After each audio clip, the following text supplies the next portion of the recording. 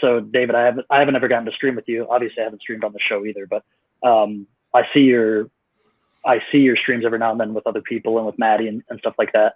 And I was actually, I don't sleep, dude. So like 2 nights ago, I think I was trying to go to sleep, and I was staying up all night. It's like 4 a.m, and I was trying to come up with like, what's the best consensus protocol? Because I used to be such a Nakamoto proof of work maxi. And now it's like, I'm not convinced that deters centralization necessarily. Like, we see the mining hardware is coming from a more focused group than ever. The energy kind of puts people that are running on a small little at-home computer out of business. And I kept going back to Pulse Chain with the proof of stake, but with a validator rotation. And I was like, that's really good. Like, that's a really good idea. And I kept trying to come up with a better version, but I haven't done it yet. I haven't succeeded in overcoming that. So I was just curious if you feel the same way. Obviously, you're pretty intimate with running it. So. Well, as far as Bitcoin and Ethereum and other proof of work coins, and especially Bitcoin, they could change away from SHA-256 algorithm, and they could move to an ASIC resistant algorithm, kind of like Monero, right? Monero is like no ASICs allowed. I think they try to focus on CPUs, not even graphics cards. Right. So for Bitcoin to stay competitive in the future, I would recommend that Bitcoin change that. Ethereum, they're going to prove to stay. Can you see that ever happening? No, they won't. I don't think so. Exactly. The incumbents are too stuck in there. The decentralized council of incumbents is not about to make that decision. Yeah, definitely. And then for Pulse Chain, really because the consensus, I think it's a changed version of Clique, which technically we're stealing from like Binance Smart Chain. Right, Binance. And then we're doing 33 validators instead of 21 or whatever. So this one's kind of new, so we'll see how it goes, I'm excited for it. I mean, it would be curious to see. I kind of like the logic, right, of holding people. Well, one, I think it's really cool that right out of the gate, and regardless of congestion in the future, those of us that are going to be delegating to validators like yourself, we're immediately able to get that gas coin as a reward. Whereas like I can't say the same for Bitcoin right now, unless I want to run a miner and go into a pool and take on all this overhead. And like, to me, that's a really cool value proposition, because I wouldn't care if Ethereum's gas fees were $35 for a swap if I was always getting Ethereum just for hanging out in Ethereum. But it's brutal when I have to keep finding new money to replace all of this spent cost on the congestion of the network. So I like the economics of it, and I like the logic. As it'll be interesting to see how it plays on mainnet, but I'd like testnet as well, with regard to just keeping the validators honest and having that kind of scorecard. And I know you probably get sick of talking about validation, but I had a question for you. Never get sick of it. Okay, cool. You kidding me? This is all I think about every day. This is cool. Okay, nice. Then I don't feel bad anymore. Let's say that you are keeping your node up and you're killing it, right? You have great service. Everyone's still staking with you. Is there any term limit, like any maximum limit? Nope. Okay, I like that. I like that a lot. Yep. Okay, cool. It's all about the votes. Whoever gets the most pulse voted to them stays in the top 33. I assumed that was the case, but and maybe it's on the GitHub or something, but I just hadn't ever come across the literature that like specifically said, if you're good to go. I do think that that's like, we talk about, maybe some people have opinions about proof of stake as being like a pay to play kind of thing, which Pulse Chain sets that up a little bit differently. You don't have to do 35 ETH, right? And everybody else doesn't have to run a server. Only 33 of us do. So everybody else can just vote. Whereas in Ethereum, you either need the 32 ETH or you got to give your coins and your keys to somebody else, and that's not cool. Right. Yeah, it's pretty sketchy.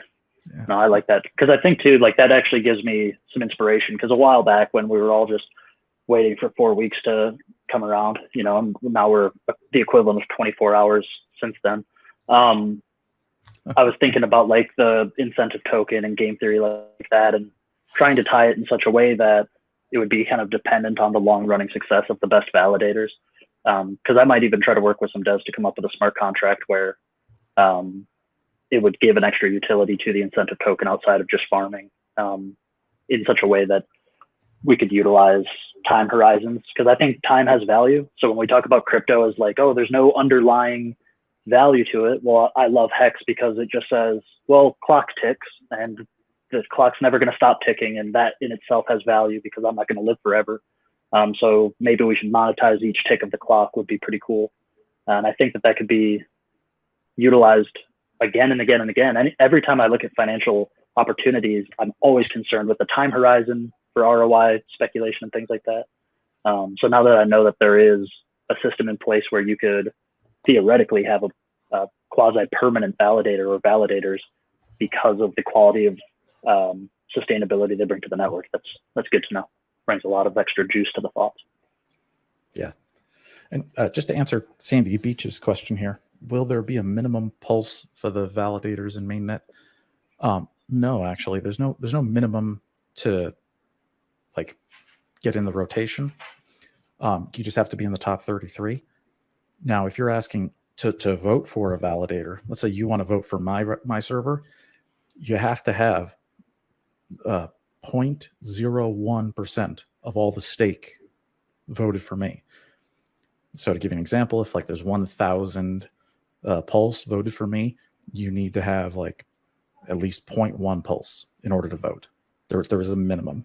If you don't have enough pulse to vote, you won't be able to. And now, like for me, I have like 220 billion pulse voted for me. So yeah, you need to have like, I think it's like at least 2 million or 20 million pulse. So yeah, it like ratchets up in difficulty. Yeah, Wow. like you have to have more pulse to vote for the big guys. So if you don't have a lot of pulse, then I would start looking down at who's the number 33 validator, who's 32. They've got less voted for them. You can probably you could vote for them because you'll have more than the minimum. Very interesting. I'm glad you brought that up. Yeah, that is interesting. Yeah, that's like the biggest restriction is like you can't have like one pulse and then vote, like because you won't. Yeah, it just you have to have more. Now, when you say voting, is that we're talking about delegating, or is this Yeah, a different? staking, Okay. delegating, voting. Yep, all Okay. that's just the same Just thing. want to be sure I'm not missing it. Okay.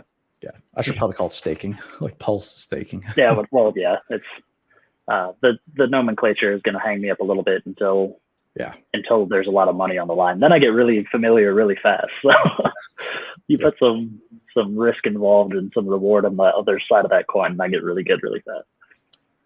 In the beginning, I don't, we're not going to mine a lot of pulse, right? Sure. Like I've been mining for 6 months on the test net. We've mined about 50 or 60 pulse in 6 months. Killing it. Yeah, so it's not a lot, but the blocks are like empty. It's the test. Right. Once the blocks are full and once Pulse Chain is popular and it's going, price up and it's going great, then it's going to be more profitable. And if you vote, I think you should get enough returns to at least almost cover all your gas fees for all your hex stakes. You might get free gas for the rest of your life if you sacked and you just take that whatever you sacked and you just delegate it and you just skim off the little bit of fees. That might be enough gas for quite a while, especially in the beginning. Yeah, I think that's a good point. And I guess too, then as far as the requirement, you said, was it 0.01% or what was the number of minimum? I believe it's 0.01, I believe. Okay. And then I assume that's calculated like each, what do they call it, an era, every 24 hours essentially. So correct. Theoretically, if more people come in with more polls, they could bump you out of the ability to vote. Would that be true? That is correct. Yes. Okay. Yes. I'm not sure. I think even your vote will still be in there, and you're just literally not making any money, and you'd have to go in and unvote. Yeah. Gotcha. Yeah, kind of like to redeploy your vote to validate it. Okay. Very cool. Exactly. Good to know. That's though I kind of like that just for the sense that when we talk about keeping validators honest or keeping the network honest, if you will, I like that there's a real competitive reason that I would want and essentially need to check in, because if we all just say like, well, there's no malicious actors, but we're all going off and not looking at anything, it's like you just stake and live with the outcome, and you're not actually trying to vet the authenticity of the actors. That wouldn't really provide. That's why proof of work is kind of an easy sell. Is it's like, well, the math and the diversity of the nodes is kind of enough. You don't necessarily need to check in on whether or not the algorithm is still doing its same hash. But with this proof of stake, you do want to have eyes on the prize. Keep them honest. And if you voted for a validator and you go on vacation for a week and you're not watching, while you're gone, that validator may have been offline the whole time and got a bunch of felonies and they're not making money. And you could have just switched your vote to somebody else. Now, granted, in the end, a loss of a day or two is not going to be a lot of money, but you are going to want to check your stakes once a week, every Sunday night is usually when I do all my actual crypto stuff. Be honest. You degen once a day, man. Be honest. You don't have to lie to us. It's okay. It's all about those matcha 1 week limit orders. Yeah. Sunday night, that's when my alarm goes off my phone and I set my limit orders and check my business and you're good to go for the week. Yeah, I feel that. I wish that I was that structured with it. Mine's just, if I never sleep, I can never miss the opportunity. So it's like I blink and that's the rest that I get. As long as I blink often enough throughout the day, I'll survive.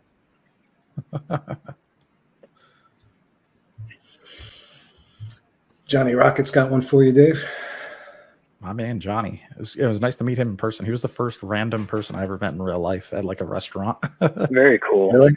Yeah, I was out the. You gotta be careful with those beards, man. They can see you across the room and recognize you. Oh yeah. Plus, I always wear hex clothes. Like I'm, like this is Richard's Pepe today, for example, and like, so yeah, Johnny noticed me while I was eating with one of my boys, and they came up. The only problem with the beards is if you go up to the wrong big guy with a beard and it's not David Fetter. You might be riding on the back of a motorcycle and home tonight. Two guys on a bike. Nuts to butts. Yeah, so for Johnny's question here, it says there's been a few updates on the SAC balances last few days. Any updates for validator networks, i.e. Go implementation? Nope, nothing yet. No updates. Nothing's changed. And it's been over 2 months since we've had a GitLab image. So nope, we're holding steady, lads. Hold steady. There's another one for you, Dave. So how much Pulse has been burnt on the testnet and fees? I don't know. The block scout, the block scanner website for the Pulse chain is pretty rough. So it doesn't actually show that statistic yet. So I don't know. And I haven't really bothered to look either. There is a command I could run on my validator server, but I haven't done it. But there is a way to find out, but I'm not sure. I do know that Paul, or you guys know him as Hex Live on Twitter. He created the Pulse X buy and burn bot, so that's on Twitter. You can follow Twitter bot, yeah. Yep, and that's for Pulse X buy and burn, and that one's burned like shit, billions of coins, dude, billions already on testnet. That's so. Cool. Really? Yeah, that's real cool. Yeah, that one's burning a lot faster than Pulse, I think. And I was going to ask, I have my opinions about, I think that the structure, both what I want and what I think we're more than likely to see is that the buy and burn function of something like PulseX is probably a stronger price pumpamental than what we're seeing on the fee burning side of Pulse Chain, which I would be fine with if that is how it plays out. I don't want my gas coin to go to the moon. Sorry, everyone that super FOMO sacked into Pulse Chain and then we found out PulseX was coming later. But, I don't want to spend $1,000 to mint a NFT of the Gen Hex 8. So I'd rather kind of scale, it's like let the DEX do a lot of the economic work and let Pulse Chain remain scalable for as long as possible.